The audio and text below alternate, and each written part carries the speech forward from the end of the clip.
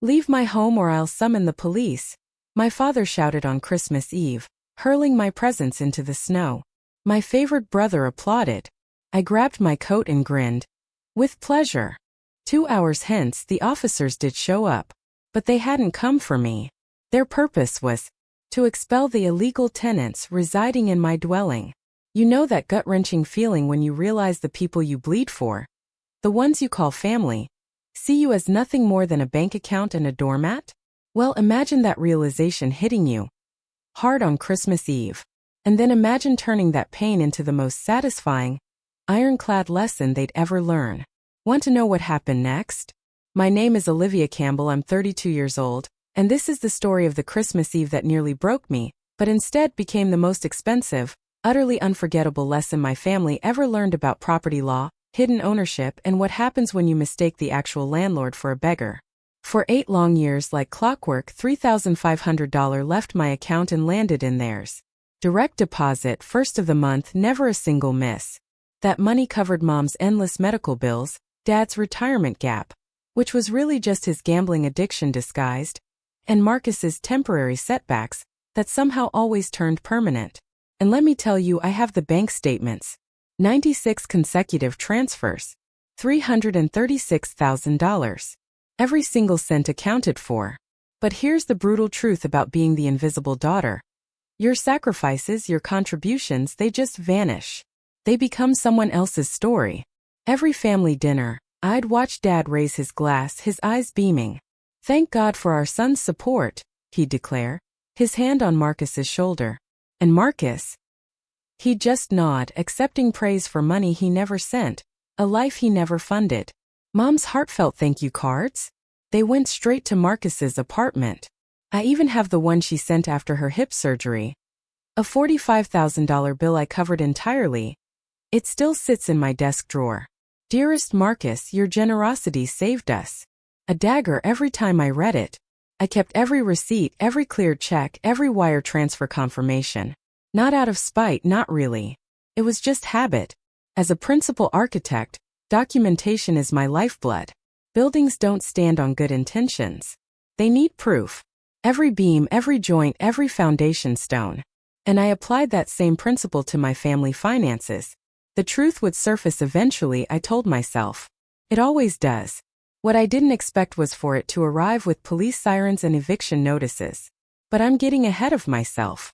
To really understand how we ended up there, on that frigid Christmas Eve, you need to understand my family dynamic. It's the kind where one child's promotion to principal architect, with a $180,000 salary, gets mentioned as an afterthought, while the other child's vague promises about startup funding get standing ovations. Thanksgiving 2024 should have been my crystal clear warning. Marcus, my golden child brother, held court at the dinner table. He was spinning wild tales about his startup's imminent breakthrough. $5 million in Series B funding, Japanese investors practically fighting over equity, IPO by Q3 2025. Our aunts and uncles hung on his every word. Dad beamed like Marcus had just cured cancer. My brilliant son, Dad announced to the room of 15 relatives, his hand on Marcus's shoulder. Future of the family right here. Then, almost as an afterthought, he glanced my way. Oh, and Olivia also has a job. Also has a job. That's how you describe someone making $180,000 a year. Designing the new Seattle Tech Center. Someone whose firm just won the contract for the $50 million waterfront renovation. Someone who, 3 weeks earlier, became the youngest principal architect in company history. Cousin Beth, bless her heart, asked what I did. Before I could even open my mouth, Marcus jumped in. She draws buildings or something. Anyway, about our expansion into Asian markets.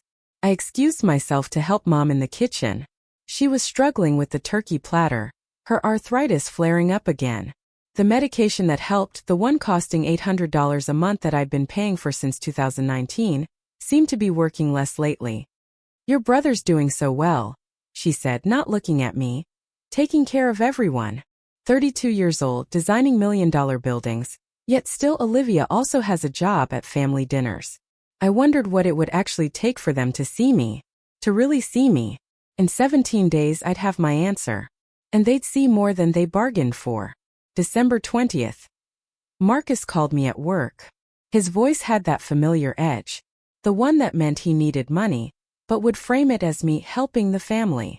Olivia, he began, we need to talk about the house situation. The house situation. That's what he called being $500,000 in debt, with 3 investors pulling out and 2 lawsuits pending. His startup, supposedly worth millions last month, was hemorrhaging money faster than a severed artery. I need you to co-sign some paperwork, he continued. Just a formality. We're using Mom and Dad's house as collateral for a bridge loan. Mom and Dad's house. The beautiful Victorian on Maple Avenue. 4 bedrooms, 3 baths, original hardwood floors, worth $2.8 million in today's market. The house where we grew up. The house Dad lost to the bank in 2021 due to a gambling debt he still wouldn't admit existed. Send me the documents, I said, my voice flat, already knowing exactly what I'd find. The email arrived within minutes. Loan application for $500,000. My signature required as family guarantor. The collateral, 47 Maple Avenue, Seattle, Washington. Property owners, Robert and Linda Campbell. Except Robert and Linda Campbell hadn't owned that property for 3 years. I walked to my office safe and pulled out a folder marked Emerald Property LLC. Inside, a deed of sale dated July 15, 2021. Purchase price, $1.4 million. Buyer, Emerald Property LLC. Sole member, Olivia Campbell. The house they wanted to mortgage. It had my name on it since July 2021. They just didn't know it yet. Family helps family, Dad would always say. He was right. I've been helping all along. Just not in the way they thought. December 23rd. The manipulation intensified. Mom texted me at 6 a.m. Please help your brother, sweetheart. He's the only one looking after us. By noon, I had 17 messages from various family members. Aunt Patricia called me selfish. Uncle Tony said I was betraying family values. Cousin Derek, who borrowed $5,000 from me in 2020 and never paid it back, lectured me about loyalty. Marcus had been busy. He told everyone I was sitting on savings, refusing to help save the family home. The narrative was perfect. Successful sister watches as generous brother loses everything trying to support aging parents. What Marcus didn't mention, the aging parents he was supposedly supporting hadn't received a cent from him in 5 years. The medical bills, the property taxes, the home repairs, they all came from my selfish bank account. That evening, Mom called. 15 people are coming for Christmas Eve dinner tomorrow. Please don't make a scene. Just sign the papers for family unity. Family unity. The kind where one person pays and another takes credit. The kind where truth is less important than appearance. I sat in my downtown condo, looking at the property deed in my hands. Emerald Property LLC. I'd formed it in 2021 when I realized Dad's gambling would cost them everything. The bank had foreclosed. The auction was set. I bought it through the LLC and let them move back in, telling them a private investor had purchased it and would rent to them for $1 a year. 3 years of protecting them from the truth.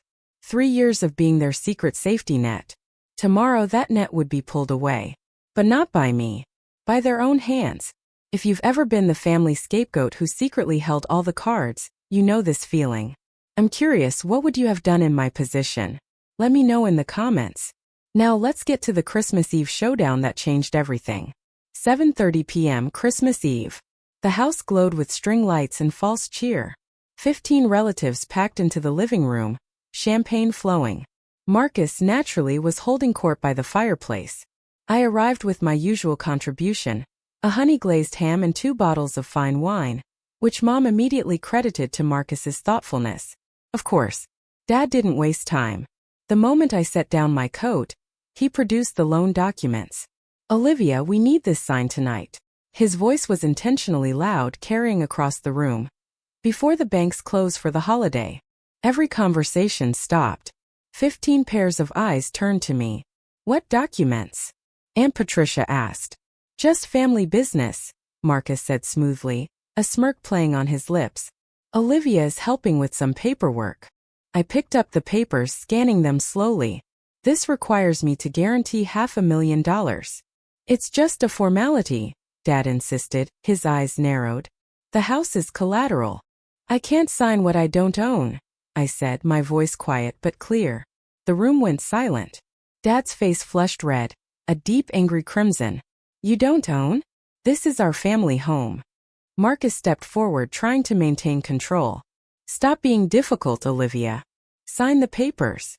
I can't use your house as collateral, Dad, I replied, looking directly at him. My house. His voice rose, cracking with rage. My house. This is my house. You're just a guest here. An ungrateful guest who won't help her family. I pulled out my phone, activating the video recording. Say that again, Dad, I said, my voice calm, almost too calm. For clarity. He obliged, louder this time. This is my house. And if you won't help this family, you can get out. The record button glowed red. A tiny defiant beacon. Every word captured. Every witness visible in frame. The piling on began immediately. Marcus, sensing blood in the water, went for maximum damage. She makes $180,000 a year and won't help, he announced to the room, a performative sigh escaping him. Meanwhile, I've been supporting Mom and Dad for years. How selfish, Olivia. After everything your parents did for you, Aunt Patricia chimed in, nodding vigorously. You're a disappointment, Dad said, his voice cold, cutting. 28 years of private schools, college tuition, and this is how you repay us? Uncle Tony shook his head in disgust. Marcus would never act this way. Marcus is a real son, someone whispered. 15 people. Staring. Judging. Waiting for me to break, to sign, to surrender like I always did. Mom stood in the corner silent, avoiding eye contact. My phone kept recording. It captured everything. The sneers, the accusations, Marcus's smug smile as he basked in their collective approval. 3 years of paying their bills in secret, and this was my thanks? The ungrateful daughter. The selfish sister. The family disappointment. Well, Dad demanded. Are you going to sign or not? Not, I said simply. Marcus laughed, a short, bitter sound. Of course not. Olivia only cares about herself. That's rich, I replied, still recording, my voice level. Coming from someone who hasn't contributed a cent to this household since 2019. Liar. Marcus shouted, his face reddening. I pay for everything. Everything. I asked, a hint of ice in my voice. Name one bill you've paid. Just one. He faltered. Mom knows what I contribute. Mom looked away. My phone was recording every single word. This video would matter later. Not for revenge, not truly. But for evidence. For the police report I'd be filing in exactly 93 minutes. Dad moved first. He grabbed the presents I'd brought. Carefully wrapped gifts for each family member. And hurled them through the open door, out into the snow. Get out of my house, he roared. Get out before I call the cops.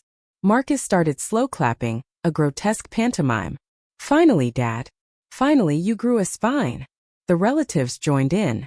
15 people applauding my humiliation. Mom turned toward the kitchen, unable to watch but unwilling to intervene. I stood up slowly, pocketing my phone. The recording was saved to the cloud. 47 minutes of pure, undeniable evidence. I picked up my coat with deliberate calm. Gladly, I said, looking Dad straight in the eye. Absolutely gladly. Don't come back, Marcus called out, his voice venomous. Ever. Oh, I'll be back, I said, pulling on my gloves, a small, knowing smile playing on my lips. Just not in the way you think. Walking to the door, I passed the family photos on the mantel. Marcus's graduation. Marcus's awards. Marcus's everything. Not a single photo of me. Despite graduating summa cum laude, despite the architecture awards, despite everything I'd achieved. I stepped into the cold Seattle night. Snow fell softly on my shoulders as I walked to my car. My gifts lay scattered across the lawn like broken promises. Behind me, laughter erupted from the house. They were celebrating. I pulled out my phone and made 2 calls. First to Jennifer, my attorney. Jennifer, yes. It's time. Execute the eviction notice on Christmas Eve? She asked, a hint of surprise in her voice. That's cold, Olivia. They just threw me out on camera with 15 witnesses, I replied, my voice steady. Perfect. 4th violation. I'll call the police now. The second call was simpler. 911. I need to report trespassers at 47 Maple Avenue. I'm the property owner, and they're refusing to leave. Let me take you back to 2021. Dad had been gambling for years, but that summer it spiraled. Poker games became poker debts. Debts became liens. By July, the bank foreclosed on 47 Maple Avenue. I found out through a routine credit check. My parents' home was scheduled for auction in 2 weeks. For $100,000 in gambling debts. All hidden from Mom. All destroying their future. I could have confronted him. Staged an intervention. Instead, I did what I do best. I solved the problem quietly. Emerald Property LLC was formed on July 10, 2021.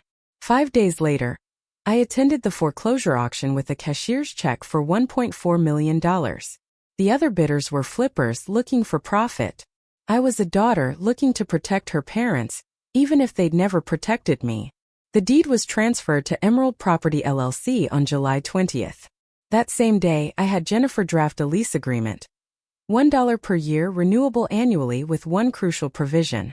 Lease may be terminated immediately upon violation of mutual respect clause, defined as verbal abuse, defamation, or hostile actions toward any family member. I told my parents a private investor had purchased the house and would rent it back to them for virtually nothing. Dad never questioned it. His pride wouldn't let him dig deeper into his good fortune. For 3 years, I let them live in my house while they credited Marcus for keeping them afloat. Every property tax bill, every repair, every insurance payment came from Emerald Property LLC. From me. The deed of sale, the LLC documents, the lease agreement, all waiting in my safe. Tonight they'd finally see the light. That lease agreement was a masterpiece of legal foresight. Jennifer had insisted on the mutual respect clause after hearing about my family dynamics. Olivia, you need protection, she'd said. Financial abuse is still abuse. Page 3, Section 7. Violations of mutual respect include, but are not limited to verbal aggression, public humiliation, false accusations, or defamatory statements. First violation. Written warning. Second, formal notice. Third, final warning. Fourth, immediate termination with 24-hour evacuation notice. I'd already issued 3 warnings, all properly documented. First, August 2022, when Dad called me a failure as a daughter at Mom's birthday party. Email sent, delivery confirmed. Second, March 2023, when Marcus told my colleagues I was mentally unstable at a professional networking event. Certified letter, signature required. Third, November 2024, Thanksgiving dinner, when Dad announced I was a disappointment to the Campbell name. Written notice hand-delivered by a process server. Jennifer had everything ready since November. The eviction notice was pre-signed, requiring only the 4th violation to activate. The police liaison was briefed. The locksmith was on call. You're playing a long game, Jennifer had observed. I'm not playing, I'd replied. I'm just prepared. The video from tonight would serve as Exhibit D. The 4th and final violation. Throwing me out. Calling me ungrateful. The public humiliation before 15 witnesses. All captured in 4K resolution with clear audio. The beautiful irony. Dad screaming, "Get out of my house!" when it hadn't been his house for 3 years. The law doesn't care about your delusions. Property records don't lie. And contracts, especially ones drafted by Jennifer Smith, are bulletproof. 4th violation triggers immediate termination. Those were the terms. Their terms. Signed willingly. I sat in my Tesla in the snow-covered street, heater running, watching the warm glow from the house. Through the windows I could see them laughing, toasting, celebrating my exile. Mrs. Johnson from next door was walking her dog. She stopped when she saw me. "Olivia, why are you out here, dear?" "It's Christmas Eve." "Family disagreement," I said simply. She looked at the gifts scattered in the snow, her face hardening. "Robert did this?" I nodded. "That man," she shook her head. "After everything you've done for them, I know it's you paying their bills, dear." The mailman talks. Inside, Marcus's voice boomed. Another toast to himself, no doubt. Another story about his success while spending my money. "Don't come back," Marcus had shouted from the doorway. making sure the whole neighborhood heard. "You're not welcome here anymore." "She never was welcome," Dad added. "Should have kicked her out years ago." I started the car and drove away slowly. In my rearview mirror, Mrs. Johnson was taking photos of the scattered gifts in the snow. Evidence has a way of accumulating when you're in the right. At 9:15 p.m., I pulled into a Starbucks parking lot and called 911. 911, what's your emergency? I need to report trespassers at 47 Maple Avenue. I'm the property owner. There are approximately 15 people refusing to leave my property after being served proper eviction notice. Are you in immediate danger? No. I've left the property for my safety, but they're still there, throwing parties, and I have video evidence of them destroying my belongings and threatening me. We'll dispatch units immediately. Can you meet officers at the property? I'll be there in 20 minutes. Back at 47 Maple Avenue, the party continued in full swing.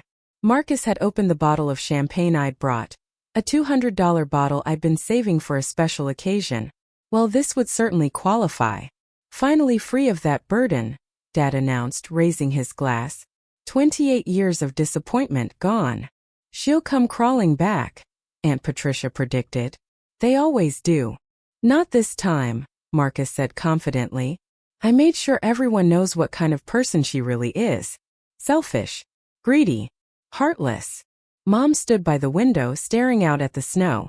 She hadn't moved in 10 minutes, hadn't touched her champagne, hadn't joined the celebration. Linda, come toast, Dad called to her. I'm watching for carolers, she said quietly. But she wasn't watching for carolers. She was watching the street, perhaps wondering if her daughter was still out there in the cold. Or perhaps knowing something the others didn't. You know what the best part is? Marcus laughed. She actually thought she was important, like we needed her. We never needed her. Dad agreed. I built this family. I bought this house. I provided everything. The lies came so easily to them. 3 years of living in my house, and they'd rewritten history completely. Dad the provider. Marcus the supporter. Olivia the ungrateful leech. They were celebrating in my house, using my champagne, toasting my exile with property I'd saved from their recklessness. At 9:40 p.m., blue and red lights began reflecting off the snow outside. Mom saw them first. Robert, she said, her voice strange, barely a whisper. The police are here. Dad smiled, a self-satisfied smirk. Good. They must have found her. Probably arrested her for harassment. The doorbell rang at 9:47 p.m. exactly. Dad strode to the door with the confidence of a man about to watch his enemy fall. He yanked it open with a triumphant smile. Officers, thank God you're here. My daughter has been harassing us. Mr. Robert Campbell? The lead officer, Detective Sarah Monroe, according to her badge, interrupted him. Yes, that's me. Did you arrest her already? Sir, we're here about the illegal occupancy of this property. Dad's smile faltered. Illegal? What? We have an eviction notice for this address. The property owner has reported trespassers. There must be a mistake. Dad laughed nervously. I own this house. I've owned it for 30 years. Detective Monroe checked her tablet. According to county records, this property is owned by Emerald Property LLC. Has been since July 2021. The color drained from Dad's face. Behind him, the party had gone silent. 15 people straining to hear. That's impossible. Check again. Sir, Monroe's voice was firm. We verified the records. The owner, Ms. Olivia Campbell, has provided documentation of lease violations and has requested immediate enforcement of the eviction notice. Olivia. Marcus pushed past Dad. His face twisted in disbelief. This is fraud. She's lying. Detective Monroe looked unmoved. Sir, I need everyone to step outside while we verify documents. We're not going anywhere. Dad shouted, his bluster returning. This is my house. Sir, Detective Monroe's voice carried authority. You can step outside voluntarily, or we can escalate the situation. Your choice. Mom appeared in the doorway. Her face pale but strangely unsurprised. Robert, she said softly. Just do what they say. Linda, Dad spluttered. They're saying Olivia owns our house. Mom looked him straight in the eye. I know. The silence that followed was deafening. The look on his face when he realized priceless. If you think toxic families never face consequences, you need to see what happens next. Drop a comment about your own family boundary victories. And remember to like this video if you believe in karma. Now for the moment everything flipped. Detective Monroe held up her tablet, displaying the official county record. Emerald Property LLC, purchased July 15, 2021, for $1.4 million. Sole member Olivia Campbell. She handed Dad a folder. Inside, the deed of sale, the LLC registration, the lease agreement with his signature, and tonight's eviction notice. This is the legal owner, Monroe stated, showing them a printout of my driver's license. The 15 party guests had crowded behind Dad. Phones out, recording everything. The Campbell family Christmas meltdown was going viral in real time. But the foreclosure. Dad stammered, his voice weak. Yes, the property was foreclosed by First National Bank on July 8, 2021, due to unpaid debts totaling $400,000. Gambling debts, according to the court records. Miss Campbell purchased it at auction a week later. She knew. Marcus's voice cracked, full of betrayal. She knew we lost the house. She bought the house, Detective Monroe corrected. And according to this lease agreement, she's been letting you live here for $1 a year. Aunt Patricia gasped. $1. The same lease you violated tonight, Monroe continued, pulling up the video I'd sent. Throwing her belongings outside. Verbal abuse. Threatening behavior. It's all here. Timestamped 8:47 p.m. The phone videos multiplied. Every cousin, every aunt, every family friend was recording. The golden son and the proud father, exposed as freeloaders in a house they didn't own. According to county records, you've been month-to-month tenants since 2021, Monroe added, scrolling through her tablet. Miss Campbell has been paying all property taxes, insurance, and maintenance through Emerald Property LLC. Dad's legs seemed to give out. He grabbed the doorframe for support. 3 years, he whispered. 3 years in her house. His denial came roaring back. This is fraud. She stole our house. She manipulated us. Detective Monroe remained unmoved. Sir, she bought it legally from the bank after it was foreclosed. I never lost the house to foreclosure. Monroe pulled up another document. Case number 2021, Congales Franks 4782. Robert Campbell, defendant. Foreclosure granted for non-payment of mortgage due to gambling debts totaling $400,000. 3 casino liens. 2 private poker debts. It's all public record. The neighbors had started gathering. Mrs. Johnson stood on her lawn, phone raised. Mr. Patterson from across the street. The Hendersons from 2 doors down. Everyone watching Robert Campbell's empire crumble. $400,000 poker debt. Mrs. Johnson called out. That's why you lost the house, Robert. And you let everyone think you were successful. Marcus tried damage control. This is a misunderstanding. Olivia's confused. Sir, Monroe cut him off. I've checked the database 3 times. Your sister legally owns this property. Has for 3 years. But she never said anything. According to the lease, Monroe explained, she told you a private investor bought it. That investor was her LLC. Dad turned to Mom, his eyes desperate. Did you know about this? Mom's silence was answer enough. The bills stopped coming in 2021, Robert. No mortgage statements, no property tax notices, nothing.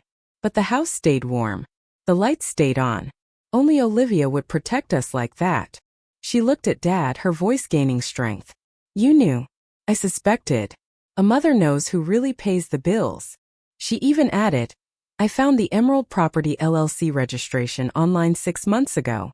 Your middle name is Emerald. Your grandmother's name. Dad's face was purple with rage and humiliation.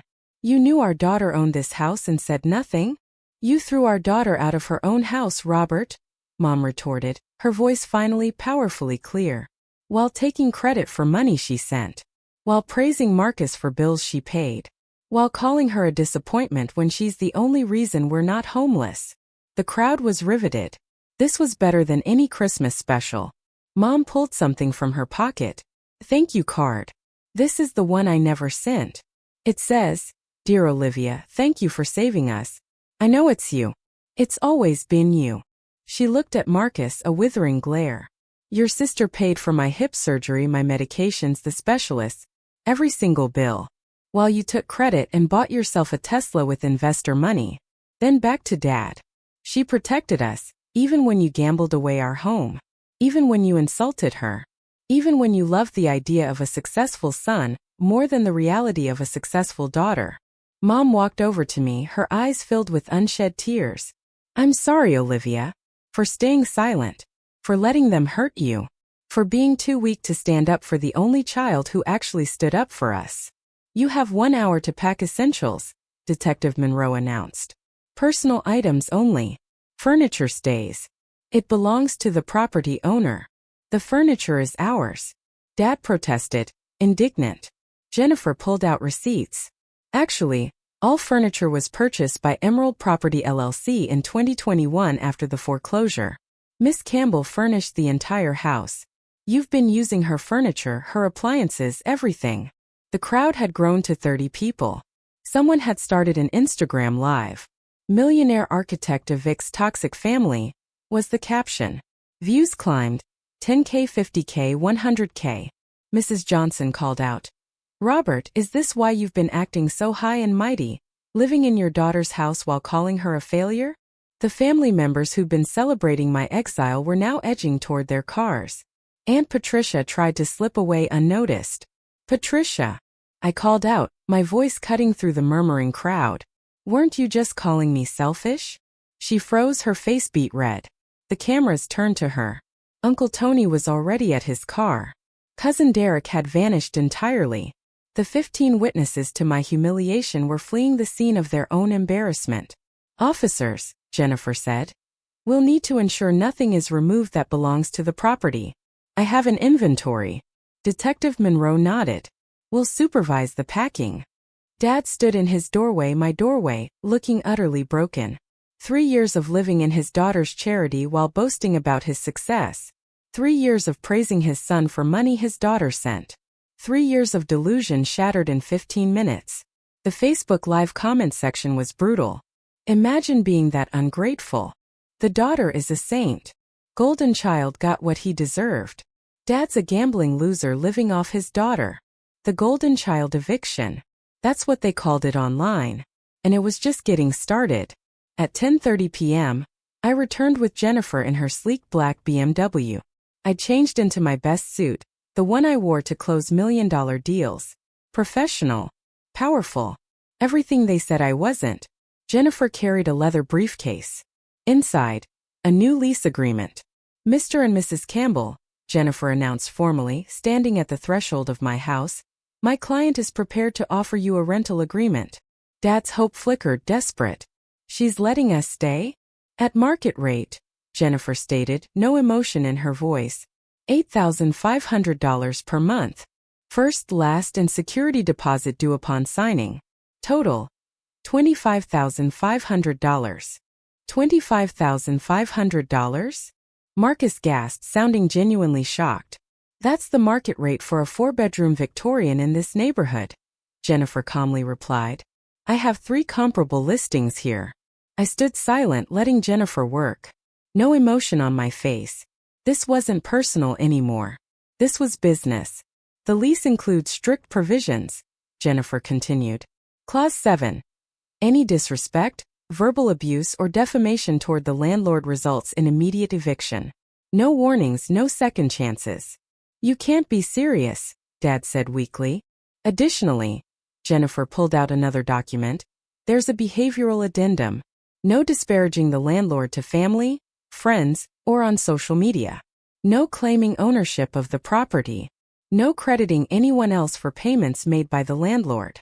"This is humiliation," Marcus protested, his voice cracking. "This is business." I finally spoke, my voice low and steady. "You can sign and stay or don't sign and leave. You have 5 minutes to decide." The crowd watched in fascination. The tables hadn't just turned. They'd been flipped, burned, and rebuilt with me at the head. "Your signature, Mr. Campbell." Jennifer held out a pen. "As a tenant." not an owner. Dad's hand shook as he took the pen. 3 years of pride, evaporating with one signature. But it was sign or be homeless. He signed. Marcus broke down completely. The golden child who'd been applauded 2 hours ago was now sobbing in front of 50 neighbors and thousands online. This is destroying me, he wept. My company, my reputation, everything. Your company built on lies, I said evenly. Your reputation built on my money. Your everything built on nothing. Dad signed page after page, each signature smaller than the last. The man who'd thrown my gifts into the snow was now begging for shelter from the daughter he discarded. Mom signed without hesitation. Thank you, Olivia, she said quietly, her eyes meeting mine. Don't thank me, I replied. Just pay on time. The crowd had opinions. Mrs. Johnson approached me. Olivia, you did right. They needed this lesson. Mr. Patterson nodded. About time someone stood up to Robert's bullying. The cousins who'd celebrated my exile were gone. The aunts who'd called me selfish had vanished. Only the neighbors remained, and they were firmly Team Olivia. One more thing, Jennifer announced. The security system will be upgraded tomorrow. Cameras in all common areas for everyone's protection. Cameras in our home? Dad protested, still clinging to a shred of false ownership. In Miss Campbell's home, Jennifer corrected. Which you're renting. The Instagram Live had hit 200K views. Comments poured in. She's my hero. The patience of a saint. This is how you handle toxic family. Marcus tried one last manipulation. Olivia, we're family. Doesn't that mean anything? It meant everything, I said, my gaze unwavering. That's why I protected you for 3 years. But family isn't a license to abuse. Your signature, Marcus, Jennifer prompted. Unless you have somewhere else to go. He signed, tears smudging the ink. At 11:47 p.m. on Christmas Eve, the Campbell family became official tenants in their daughter's house. By December 26th, the video had 2 million views across platforms. The Christmas Eve eviction became Seattle's most watched family drama. News outlets picked it up. The Seattle Times ran the headline, Daughter's Christmas Revenge Exposes Family Fraud. Marcus lost more than the Japanese deal. 3 days later, his startups board voted him out. Credibility issues, they cited. His LinkedIn went from CEO and founder to seeking new opportunities. Opportunities nobody was offering. Dad's former colleagues from the bank reached out not to support, but to distance themselves. The country club revoked his membership. Financial irregularities was the official reason. The real reason? Nobody wanted to associate with a man who'd lost his house gambling, then lived off his daughter while calling her a failure. The numbers were brutal but precise. Marcus's lost deals. $2 million confirmed, $5 million projected. Dad's country club refunded. $0. Membership non-refundable. Family reputation, 2 million people knew the truth. Rent collected in January, $8,500. Paid in full on time. Mom started therapy. She sent me a text. Learning to use my voice. Should have done it 30 years ago. I didn't respond. Tenants and landlords don't need personal relationships. The neighborhood dynamic shifted completely. Mrs. Johnson brought me cookies. Best Christmas gift our street ever got, she said, watching Robert get his comeuppance. Mr. Patterson offered to testify if they ever challenged the eviction. I've got doorbell footage of him throwing your gifts just in case. But the best metric? The first rent payment. January 1st, 9 a.m. sharp. $8,500 transferred to Emerald Property LLC. Memo line. January rent. Tenants. Not mom and dad. Not parents. Tenants. The power structure had permanently shifted. I didn't let the money sit idle. Every dollar of rent went straight to the Emerald Foundation. Established January 15, 2025. Mission: fund STEM education for young women from difficult family situations. Women who were told they weren't enough. Women whose achievements were ignored. Women who needed someone to believe in them when their families wouldn't. The first scholarship recipients were announced in March. Sarah Chun, 19, computer science major. Parents told her coding is for boys. Maria Rodriguez, 22, engineering student. Family wanted her to marry instead of study. Ashley Thompson, 20, architecture major. Father said, women can't design buildings. Rebecca Williams, 18, mathematics prodigy. Brother got the college fund. Jennifer Park, 21, physics major.